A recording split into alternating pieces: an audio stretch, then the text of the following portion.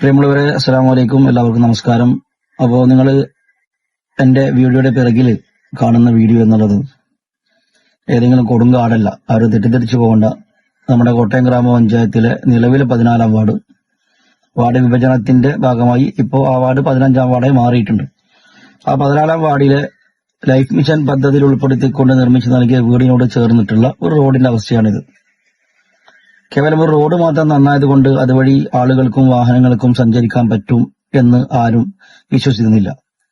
നിങ്ങൾക്ക് കൃത്യമായി കാണാം, കാൽനട യാത്ര പോലും ദുസ്സഹമായ, കാൽനട യാത്ര പോലും അതുവഴി സാധ്യമല്ലാത്ത രീതിയിലാണ് റോഡിന്റെ ഇരുഭാഗത്ത് നിന്നും കാടുകൾ വന്നിട്ട് റോഡിലേക്ക് തള്ളി നിൽക്കുന്നത്.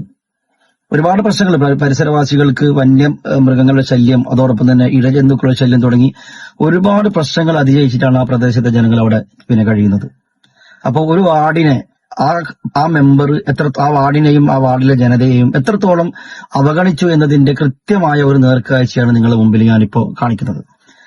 അപ്പോ ഞങ്ങൾ ഉറപ്പു നൽകുന്നു, SDPIയുടെ സ്ഥാനാർത്ഥികൾ ഈ തവണ കോട്ടയം ഗ്രാമപഞ്ചായത്തിൽ 5ഓളം വാർഡുകളിൽ ജനവിധി തേടുകയാണ്.